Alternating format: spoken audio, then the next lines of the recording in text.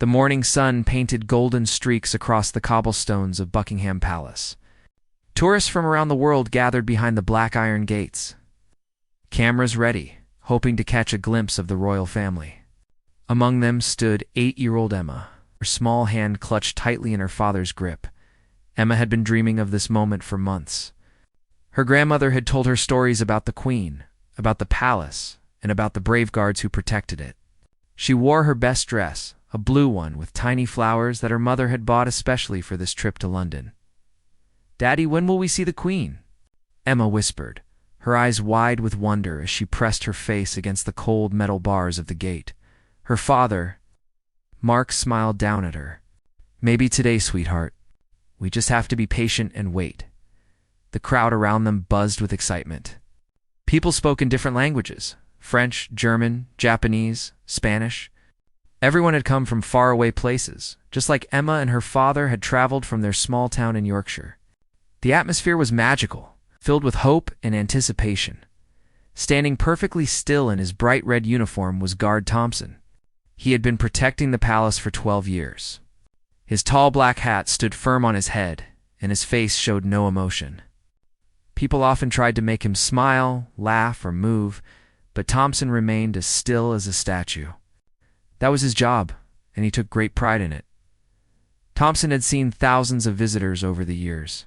Happy families, excited children, elderly couples, fulfilling lifelong dreams. But something about the little girl in the blue dress caught his attention from the corner of his eye. She reminded him of his own daughter back home. The morning was peaceful, with gentle conversations and the occasional click of cameras. Children pointed at the guards with amazement, and parents explained the history of the palace. Emma listened carefully to every word, storing each detail in her memory to share with her friends back home. A street performer played violin nearby, adding beautiful music to the scene. The melody drifted through the air, making the moment feel even more special. Emma swayed slightly to the music, her imagination running wild with thoughts of royal balls and elegant dances. "Look, Emma." Her father pointed toward the palace windows. "Maybe someone important is looking out right now." Emma squinted her eyes, trying to see through the grand windows. In her mind, she pictured princesses in beautiful gowns and princes on white horses.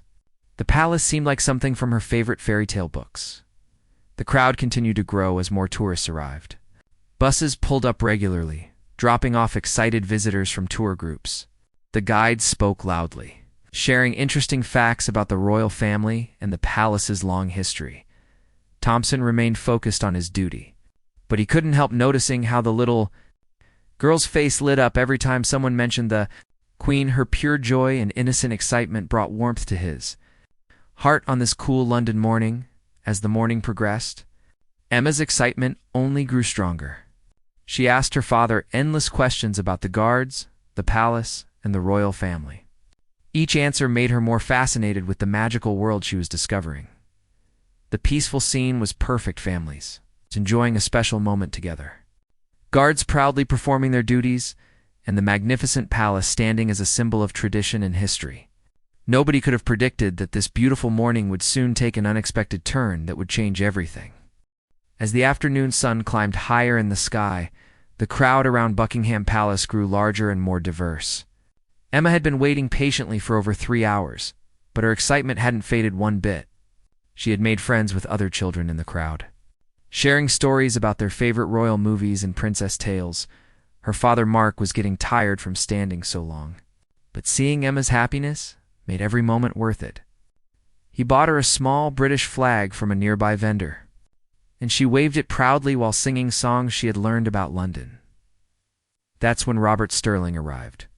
Sterling was a man in his 40s, wearing an expensive dark suit that looked out of place among the casual tourists. His face was red with anger, and his eyes darted around nervously. He pushed through the crowd roughly, not caring who he bumped into or stepped on. "Excuse me," an elderly woman said politely when Sterling shoved past her. "There's no need to push." Sterling ignored her completely. His phone buzzed constantly in his pocket, and each time he looked at it, his expression grew darker. He was a businessman who had just lost a major deal worth millions of dollars. His company was facing bankruptcy, His wife was threatening divorce, and everything in his life seemed to be falling apart. Sterling had come too. The palace not to admire its beauty or learn about history, but because he needed to vent his frustration somewhere.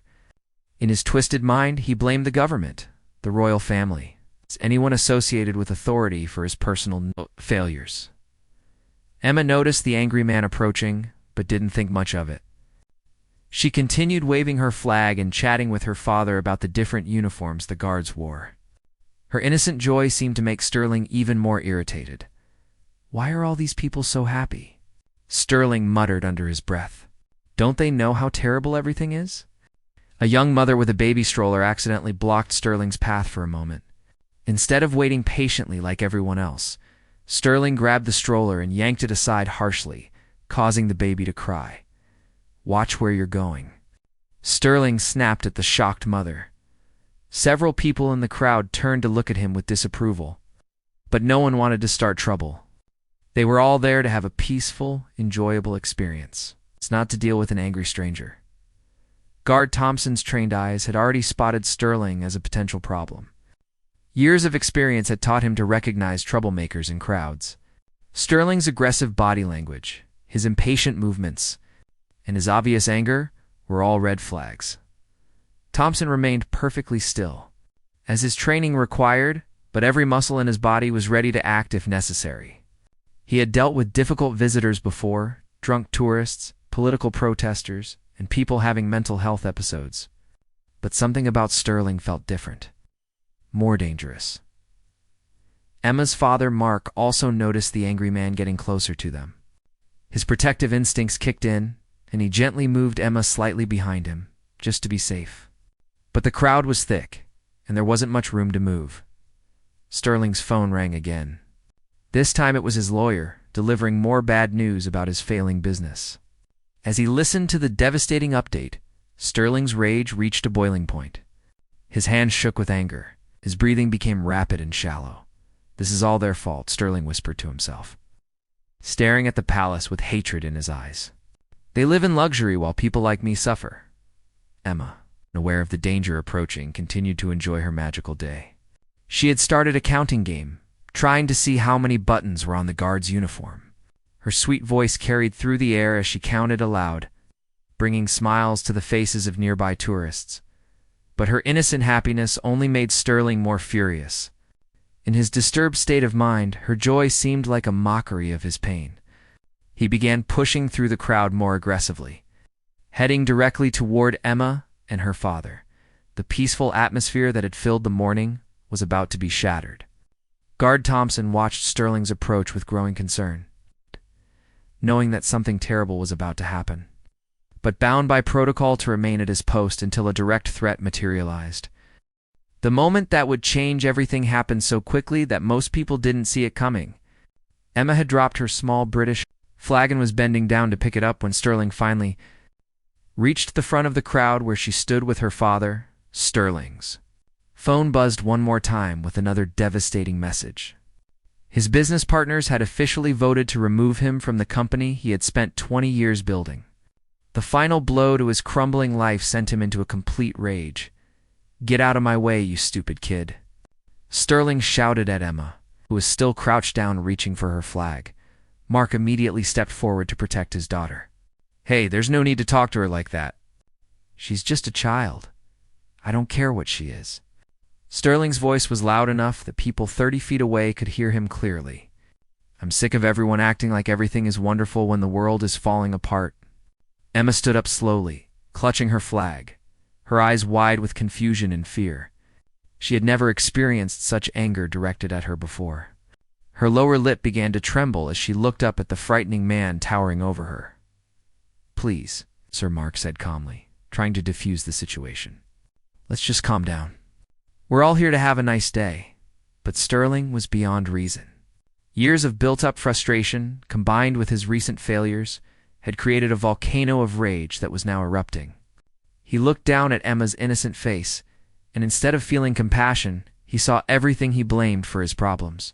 "Shut up," Sterling screamed, and without warning, he raised his hand and slapped Emma hard across her cheek. The sound of the slap echoed through the air like a gunshot.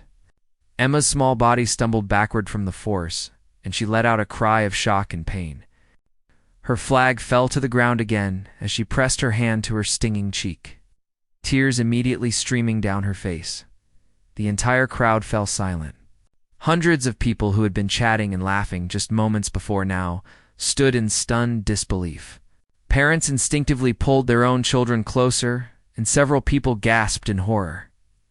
"EMM," Mark shouted, rushing to his daughter's side. His face went from shock to fury in an instant. "How dare you hit my child?" Emma collapsed into her father's arms, sobbing uncontrollably. Her cheek was bright red, and she couldn't understand why the angry man had hurt her. All she had wanted was to see the Queen and have a magical day with her daddy. Sterling stood there for a moment, breathing heavily, as if he couldn't believe what he had just done. But instead of apologizing or showing remorse, his anger continued to burn. "Maybe now she'll learn to stay out of people's way," Sterling yelled, his voice carrying across the shocked crowd. Several men in the crowd started moving toward Sterling, their faces filled with outrage. How dare this man strike a defenseless child in front of hundreds of witnesses?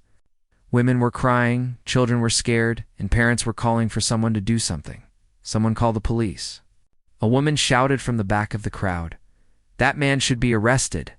Another person yelled. Guard Thompson had seen everything from his post. Every fiber of his being wanted to abandon his position and protect the little girl. But he was bound by strict military protocol. Guards were not allowed to leave their posts or intervene in civilian matters unless directly ordered by a superior officer or unless the royal family was in immediate danger. But as Thompson watched, Emma crying in her father's arms, something deep inside him began to break. This wasn't just any civilian matter. This was an innocent child who had been attacked by a grown man right in front of the palace he was sworn to protect. Thompson's hands gripped his rifle tighter as he fought in internal battle between his duty to follow orders and his human instinct to protect the innocent. His jaw clenched beneath his ceremonial uniform as he watched Sterling continuing to shout at the traumatized child and her father. The crowd's anger was growing by the second, and the situation was about to escalate into something much more dangerous. Emma's sobs filled the air, creating a heartbreaking soundtrack to a moment that should never have happened. For 12 years, Guard Thompson had never broken protocol. Through rain, snow, blazing heat, and bitter cold, he had remained perfectly still at his post. He had ignored drunken tourists trying to make him laugh, political protesters shouting in his face, and even birds landing on his hat. His dedication to duty was absolute, but as he watched Emma sobbing in her father's arms, something inside Thompson's heart shattered completely. Sterling wasn't finished with his outburst. The man's rage seemed to grow stronger as he saw the crowd's reaction. Instead of realizing the horrible thing he had done, he became more defensive and aggressive. "You people don't understand anything," Sterling screamed at the crowd. "This world is cruel and unfair, and it's time children learn that lesson." Mark was trying to comfort Emma while simultaneously facing down Sterling, his own anger reaching dangerous levels. "You're sick," Mark said through gritted teeth. "What kind of man hits a child? The kind who's tired of pretending everything is perfect?" Sterling shot back, stepping closer to Mark in a threatening manner. Emma's cries grew louder. The red handprint on her cheek was clearly visible, and her whole body was shaking with fear and confusion. She didn't understand why this was happening to her. All she had wanted was to see the beautiful palace and maybe catch a glimpse of the Queen. Other tourists were pulling out their phones, recording the incident while simultaneously calling for help. Several people had already dialed emergency services, but the police hadn't arrived yet. The situation was spiraling out of control with each passing second. That's when Thompson made a decision that would define the rest of his life. In one swift motion, Thompson stepped away from his post. His heavy black boots clicked against the cobblestones as he moved toward the crowd. Several tourists gasped when they saw the guard abandoning his position, something they had never witnessed before, sir. Thompson's voice was calm, but carried the authority of years of military training. I need you to step away from the child immediately. Sterling spun around, surprised to see a royal guard approaching him. For a moment, his anger was replaced by confusion. You can't tell me what to do? You're just supposed to stand there like a statue. Thompson continued walking forward, his impressive height and military bearing making him an intimidating presence. His red uniform seemed to glow in the afternoon sun, and his ceremonial rifle remained perfectly positioned, though everyone could see the determination in his eyes. Sir, I am ordering you to move away from the child and her father, Thompson repeated, his voice growing firmer. What you have done is completely unacceptable. The crowd began to part, creating a clear path between Thompson and Sterling.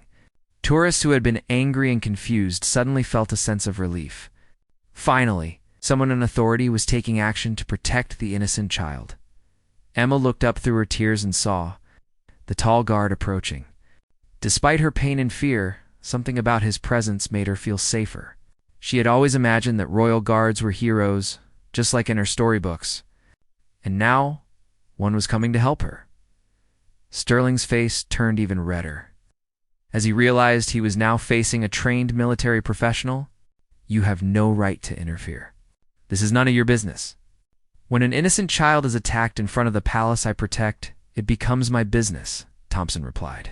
Now, standing just a few feet away from Sterling, his presence was so commanding that several other tourists began to feel ashamed they hadn't acted sooner. Thompson knelt down to Emma's level, his stern expression softening completely. Are you all right, sweetheart? He asked gently, his voice now warm and caring. Emma nodded through her tears, but her cheek was still bright red and swollen. Thompson's jaw tightened as he saw the damage Sterling had inflicted on such a young, innocent child. Standing back up to his full height, Thompson faced Sterling directly. You will apologize to this child immediately, and then you will leave these premises. I don't take orders from some costume-wearing toy soldier. Sterling screamed, but his voice now carried a hint of fear. He could see the controlled anger in Thompson's eyes and realized he might have made a serious mistake. The crowd held its breath, waiting to see what would happen next. Thompson had already broken the most important rule of his profession by leaving his post.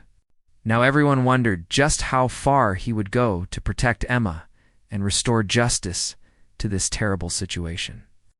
The tension in the air was so thick it could be cut with a knife.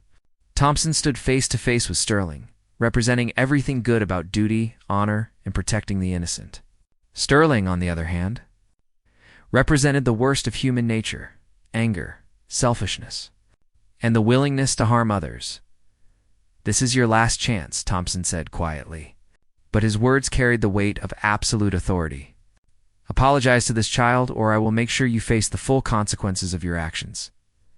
Sterling looked around at the hundreds of faces staring at him with disgust and anger.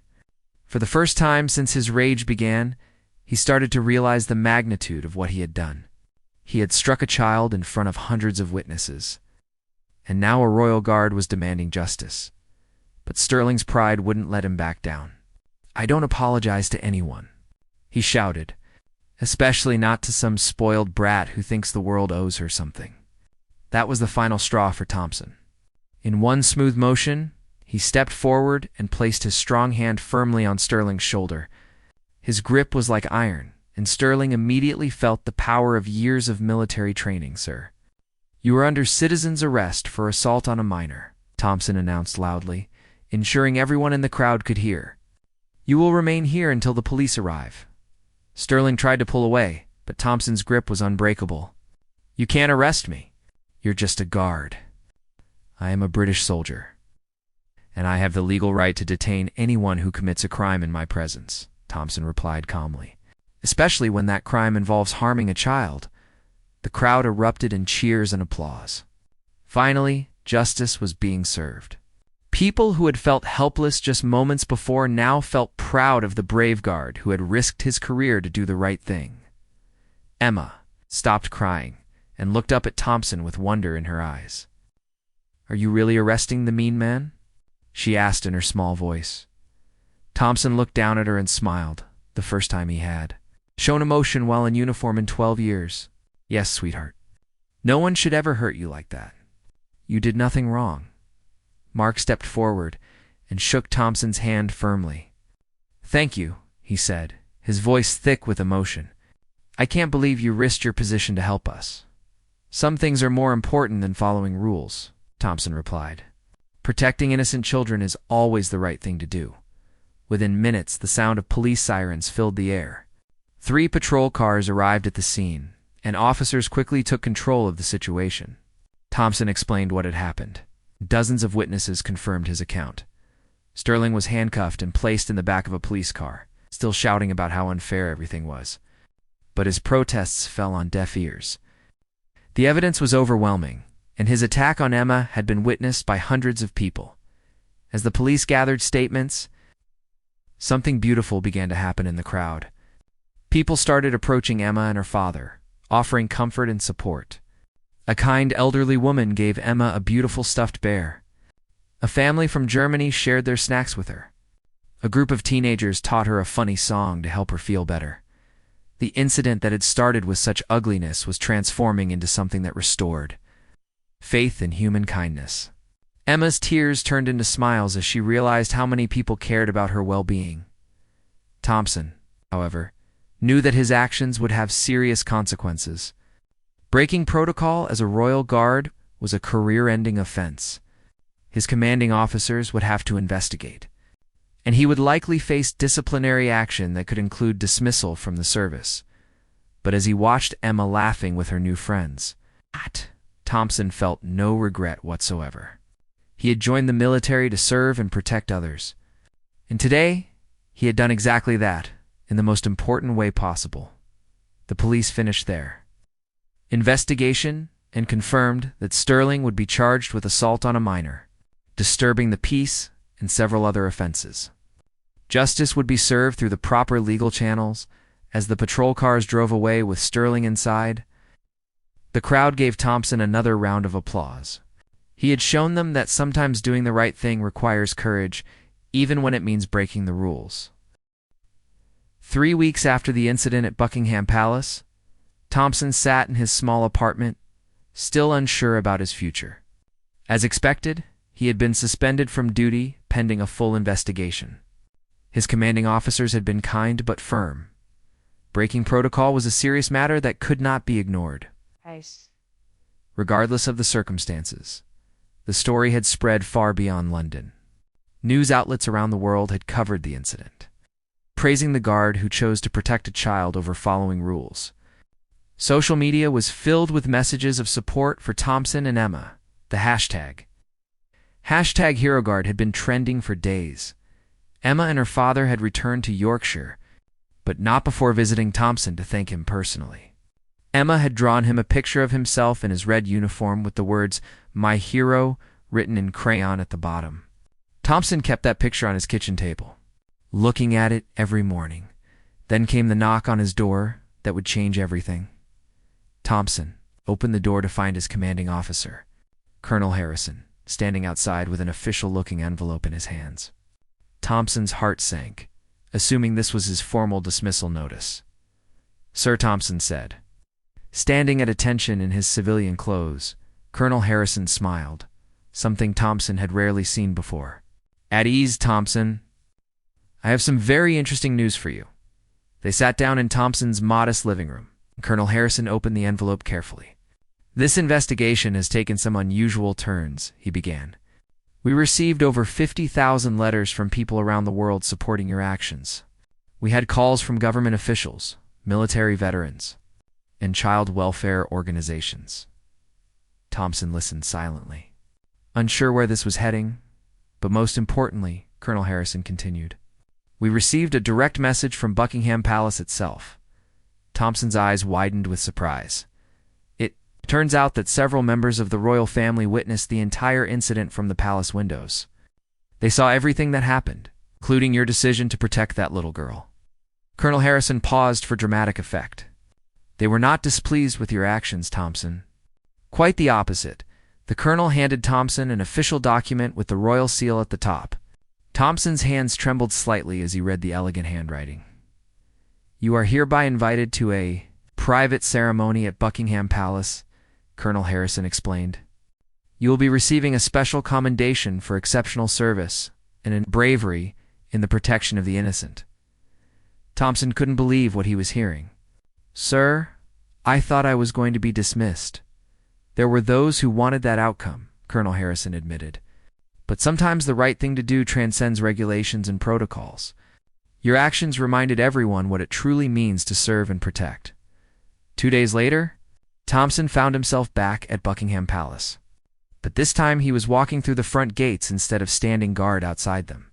He wore his finest dress uniform, polished to perfection for this incredible honor. In the grand ceremonial room, he was surprised to see Emma and her father waiting for him.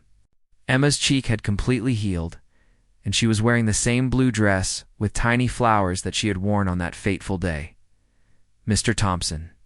Emma ran to him with a huge smile, and he lifted her up in a gentle hug.